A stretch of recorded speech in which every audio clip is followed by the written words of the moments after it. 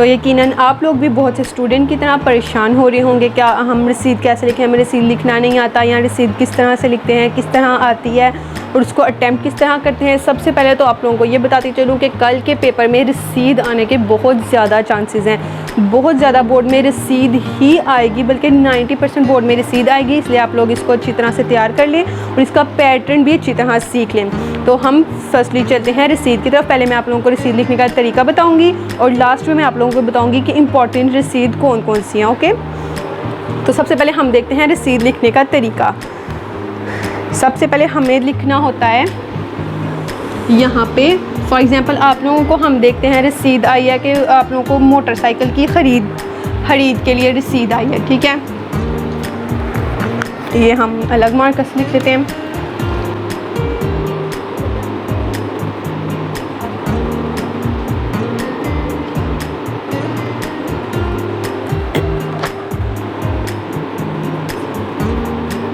ठीक है, अच्छा फॉर एग्ज़ाम्पल आपको मोटरसाइकिल की ख़रीदारी पर रसीद आ गई है। इसका सबसे पहले आप लोगों ने लिखना है, पहले आप लोगों ने सबसे पहले इसकी हेडिंग देनी है मोटरसाइकिल की ख़रीदारी पर रसीद। ठीक है, देन आप लोगों ने इसका देना है अनवान और इसके आगे 2 डॉट डालने हैं। हाँ, आप लोगों को एक और बात बताते चलूँ, कुछ बच्चे क्या करते हैं, ये 2 डॉट डाल के ऐसे ये लाइन लगाई होती है, ये वाली लाइन कभी नहीं लगाते। इसका मतलब होता है हमने एक्सप्लेन करना है, वजाहत करनी है। अगर कोई चीज़ हमने ज़्यादा एक्सप्लेन करनी हो तो फिर हम ये वाली लाइन डालते हैं। फॉर एग्जाम्पल हम आप खुलासा लिख रहे हैं, स्लीस लिख रहे हैं, मजमून की कोई हेडिंग दे रहे हैं, कोई पैराग्राफ पूरा लिखना है, तो आप लोगों ने ये लाइन डाली है। अगर हमने जैसे कोई नाम लिखना हो या कोई डेट वगैरह, तो फिर हमें ये लाइन नहीं डालनी चाहिए। हमारे जो मार्क्स करते हैं, जैसे हम कहते हैं उर्दू में, वो तो बेवजह मार्क्स काटते हैं, वो इन चीज़ों के मार्क्स काटते हैं। ठीक है, तो आप लोगों ने बाकी क्वेश्चंस में भी ध्यान रखना है कि आप लोगों ने यही 2 डॉट डालने हैं। नेक्स्ट थर्ड तब डालना है जब आप लोगों ने कुछ एक्सप्लेन करना है। अच्छा, अब हम अपने टॉपिक की तरफ आते हैं कि हमने सबसे पहले देना था अनवान की हेडिंग देनी थी। उसके बाद हमने अनवान लिखना है रसीद बराए बाबत मोटरसाइकिल की खरीद। रसीद बाबत मोटरसाइकिल की खरीदारी, या मोटरसाइकिल की ख़रीदारी कर लें या फ़रोख्त कर लें, जो जैसे भी मतलब वो रसीद आए। ठीक है, आप लोगों ने ये अनवान लिखा। उसके बाद आप लोगों ने एक ठीक है, नेक्स्ट फिर आप लोगों ने एक लाइन छोड़नी है यहाँ पे, और फिर एक लाइन छोड़ के लिखना है बाइसे तहरीर आन का।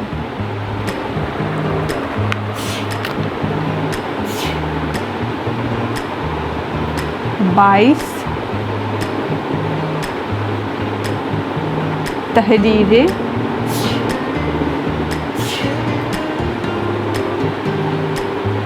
आन का। ठीक, अच्छा ठीक है, एक इस पैटर्न का आप लोगों ने ध्यान रखना है। ठीक है, जैसे एप्लीकेशन और लेटर में होता है कि वो पैटर्न के हाफ मार्क्स देते हैं, हाफ मार्क्स अंदर जो हमने लिखा होता है उसके होते हैं। रिसीव का भी ऐसा होता है, इसलिए आप लोगों ने रिसीव बिल्कुल मुश्किल नहीं है अंदर से लिखनी, बस आप लोगों ने इसके पैटर्न का ध्यान रखना है। उसके बाद आप लोगों ने अंदर क्या लिखना है, फिर एक लाइन छोड़ के, तो यहाँ से आप लोगों ने स्टार्ट कर देना है। अच्छा ठीक है, अब हमने बता दिया उसका निस्ब भी कितना होता है और उसका वो साथ उसका मुकम्मल कीमत कितनी है और उसका निस्ब कितना। उसके बाद हमने मोटरसाइकिल लिखी है ना, तो उसकी हमने आगे लिख दिया है कि उसका रजिस्ट्रेशन मतलब हमने बता दिया मोटरसाइकिल की कीमत थी, जिसका अब हमें पता कैसे चलेगा कौन सी मोटरसाइकिल थी, तो उसके लिए हम रजिस्ट्रेशन नंबर उसका लिख देंगे। मतलब मैंने कोई भी आप रजिस्ट्रेशन नंबर लिख सकते हैं, 1-2 अल्फ़ाबेट्स लिख दें और साथ 1-2 डिजिट्स लिख दें। ठीक है, और अगर यहाँ पे किसी किराए मकान की आती तो आप लोगों ने उसका एड्रेस लिखना था, और अगर बैल की आती है, गाय की आती है, तो उसको आप लोगों ने रंग लिख देना है, और उसकी मतलब दुबली पतली है और उसका रंग काला है, सफ़ेद है, इस तरह से लिख देना है। ठीक है, ये चीज़ आप लोगों ने सब में कीमत सब ने आप लोगों ने एक जैसे लिखनी है। कीमत की भी एक ही तरीका होता है, मतलब आप लोगों को किराए मकान की कीमत पता होगी आजकल कितनी चढ़ रही है, आप लोगों ने उस हिसाब से लिखना है। बाइक की कितनी चढ़ रही है उस हिसाब से लिख देनी है, वो जानवर वगैरह की कितनी चल रही है आप लोगों ने उस हिसाब से लिख देनी है। ठीक है, उसकी मुकम्मल कीमत भी लिखनी है। फिर मबलग 40,000 जिसका निस्फ 20,000 होता है, ऐसे लिख के उसके आगे जो चीज़ आपने ली है वो उसका नाम लिख के, और अगर बाइक है उसका रजिस्ट्रेशन नंबर, अगर घर है उसका एड्रेस, और अगर कोई जानवर है तो उसकी रंगत वगैरह लिख देनी है। ठीक है, इतनी समझ आ गई। अब आगे हम चलते हैं, फिर हमने लिख देना है रसीद लिख दी है ताकि सनद रहे और वक्त ज़रूरत काम आए। ठीक, ये दरमियान वाला हिस्सा भी सारा हो गया। ठीक है, ये वाली लाइन भी सब में सेम हमने रसीद लिख दी है ताकि संद रहे और वक्त ज़रूरत काम आए। संद का मतलब होता है कि याद रहे। ठीक है, बस ये वाली लाइन सब में चेंज होगी। जैसे मैंने आप लोगों को पहले बताया, मोटरसाइकिल का नाम लिख के उसका रजिस्ट्रेशन नंबर, किराया मकान है तो वो लिख के, उसका एड्रेस, कोई जानवर है तो उसकी रंगत वगैरह और कीमत आप लोगों ने यही रखनी है, यही रख लेना। चेंज करना है उसको चेंज कर लेना। अच्छा, मैं आप लोगों को इसका नीचे वाला पैटर्न बताती हूँ। यहाँ पे भी आप लोगों ने एक लाइन छोड़नी है। ठीक है, पहले एक अनुमान लिख के फिर एक लाइन छोड़ के बाई से तहरीर आन का, फिर एक लाइन छोड़ के ये स्टार्ट करना है। मैं जगह कम होने की वजह से लाइन नहीं छोड़ी, आप ऐसे लिख रही हूँ। यहाँ पे भी फिर आप लोगों ने एक लाइन छोड़ के लिखना है अल अब्द। ठीक है, अच्छा, उसके बाद हम अक्सर कहते हैं कि कोई भी काम हो तो उसके लिए हम 3 गवाह रखते हैं, तो इसमें भी हम 3 गवाह रखेंगे।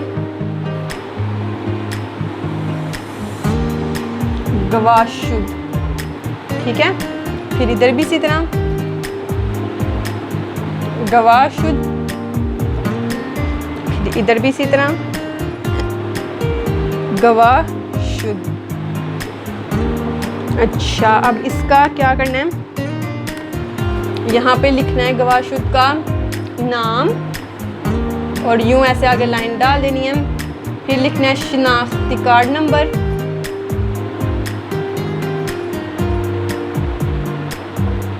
शनाख्ती कार्ड नंबर, फिर इस तरह से लाइन डाल देनी है। ठीक है, यहाँ पे जगह नहीं है, इसको थोड़ा नीट कर देती हूँ।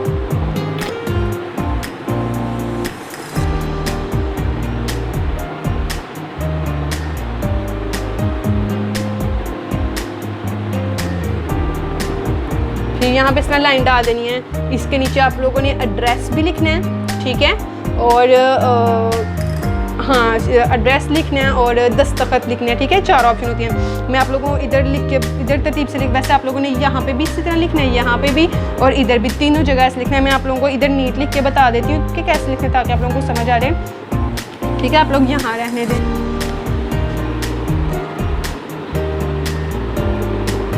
ठीक है, यहाँ पे 4 पॉइंट्स लिखने होते हैं, इसलिए मैं इस तरह से लाइंस लगा रही हूँ। एक नाम, शनाख्ती कार्ड और एड्रेस और दूसरा दस्तखत। ठीक है, अब सबसे पहले ऊपर हमने गवाशुद की,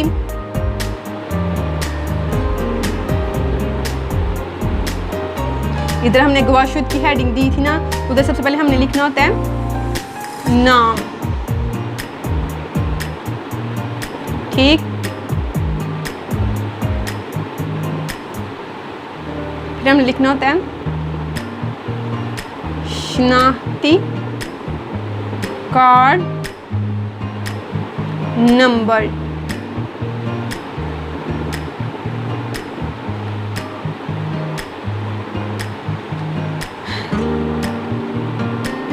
फिर हमने लिखना होता है पता। ठीक, फिर हमने लिखना होता है दस्तखत।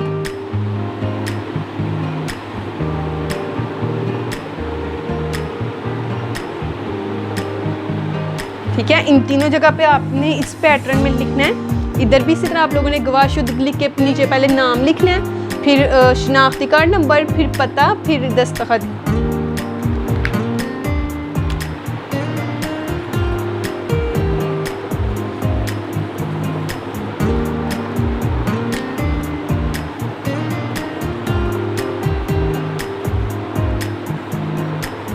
इन तीनों जगह पे आप लोगों ने ये पैटर्न लगाना है। इस जगह पे भी इसी तरह गवाशुद लिख के नाम, शनाख्ती कार्ड नंबर, पता और दस्तखत। इस जगह पे भी नाम, शनाख्ती कार्ड, पता, दस्तखत।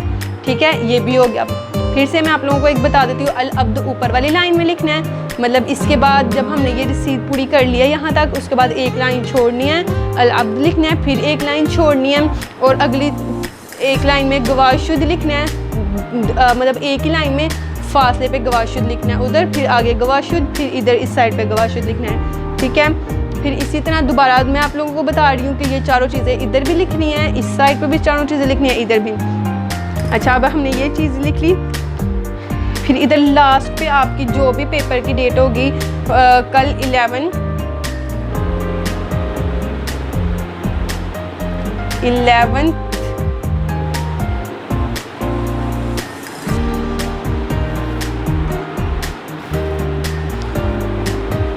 और इधर इसके नीचे फिर आप लोगों ने जब गवाशुद लिख लेना तो इधर इसके नीचे आप लोगों ने तारीख डाल देनी है दरमियान में। जो दरमियान में गवाशुद लिखा है ना, इसके बिल्कुल नीचे आप लोगों ने कल की तारीख डाल देनी है। और ये आप लोग की दरख्वास्त कंप्लीट हो गया। एक दफ़ा हम फिर से पूरी रिवाइज़ कर लेते हैं। सबसे पहले हमने अनवान लिखना है, ठीक है। अनवान में रसीद लिख के बाबत, जिस वजह से हम लिखना है बाबत किराया मकान की, किराया मकान, बाबत मोटरसाइकिल की ख़रीदारी, बाबत जानवर की ख़रीदारी, जिसलिए भी ना बाबत लिख के आप लोगों ने जो उन्होंने ऊपर अनवान दिया हुआ है ना, आप लोगों ने वो लिख देना है। फिर एक लाइन हमने छोड़नी है और उसके बाद लिख देना है 22 तहरीर आन का, ठीक है। फिर हमने एक लाइन छोड़ देनी है। फिर जो भी कीमत है पहले वो पूरी कीमत लिखनी है। फॉर एग्जांपल आपने लिखना है 40,000, 20,000, 10 या 40, 35, जितना भी लिखना है आप लोगों ने पहले वो लिखना है। मबलग 40,000 वो पूरा लिखना है। अब जो आप लोगों ने कीमत लिखी है उसका जो आधा बनता है ना, उसको आधे को कहते हैं निस्फ, उसका निस्फ मबलग 20,000, ठीक है। उसको इस फॉर्म में भी लिखना है और इस तरह डिजिट्स की फॉर्म में भी लिखना है। उसके बाद अगर हमने मोटरसाइकिल लिया, मोटरसाइकिल की कीमत अदा कर दी गई है, जिसका रजिस्ट्रेशन नंबर ये, अगर किराया मकान होता तो हम लिखते किराया मकान जिसका पता, फिर आगे पता लिख देना, जो भी एड्रेस, कोई भी आप लोग एड्रेस लिख सकते हो। अगर कोई एड्रेस नहीं आता तो अलिफ बे जीम लिख दो, ठीक है। अगर आता है तो कोई भी एड्रेस लिखना है, ठीक है। उसके बाद ये लाइन सब में सेम लिखनी है। रसीद लिख दी गई है ताकि संद रहे और वक्त ज़रूरत काम आए। उसके बाद फिर एक लाइन छोड़नी है और उसके बाद अल अब्द लिखना है। फिर अल अब्द के बाद एक लाइन छोड़नी है और एक ही लाइन में फासले पे, एक उस साइड पे एक इस साइड पर, दरमियान में गवाशुद लिखना है, ठीक है, तीनों जगह। उसके बाद ये चीज़ जो है ये तीनों गवाशुद के नीचे लिखनी है।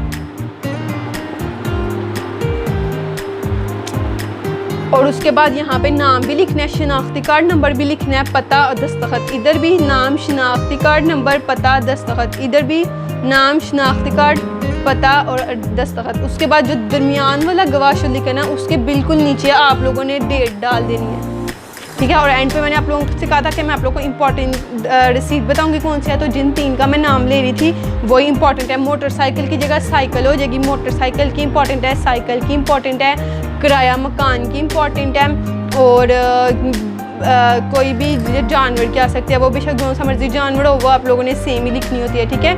कोई बैल है, कोई बकरी है, जो सा भी है उसकी आप लोगों ने सेम लिखनी होती है।